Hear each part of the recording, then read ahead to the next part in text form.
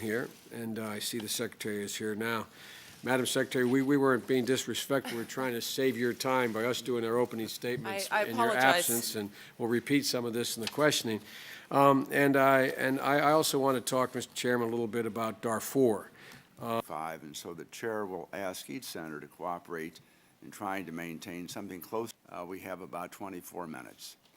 Sometimes we fund various international agencies, and those international agencies, it might be the United Nations or others, that funding somehow could get into the hands of Hamas. And if you could share with me, because I don't want a penny of American taxpayers' money going to fund Hamas. No, I understand, Senator, and neither do I.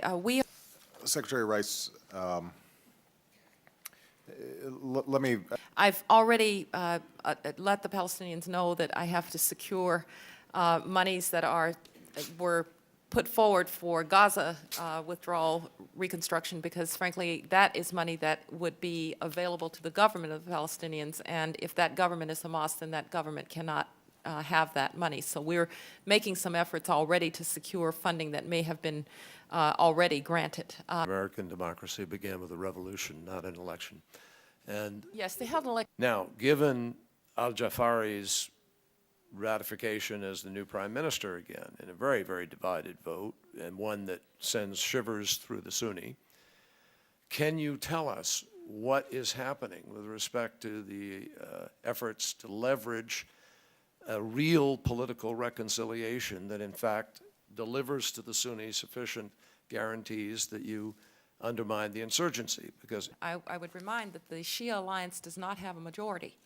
It therefore has to form a broad national unity government, bringing other parties in, even if the Shia alliance holds together. So I think they have a ways to go yet. But you'd agree with me that the key to that national unity government, which we all understand is key, and, of course, we accept that, it's absolutely key, is to get those ministries filled with the proper people. It is, and it's also very important. And to change the Constitution. And well, the Sunnis have wanted some changes to the Constitution.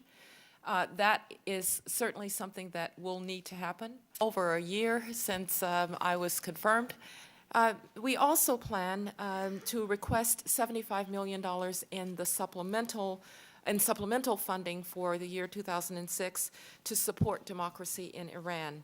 That money would enable us to increase our support for democracy and improve our radio broadcasting, begin satellite television broadcast, increase the contacts between our peoples through expanded fellowships and scholarships for Iranian students, and to bolster our public diplomacy efforts. Let me.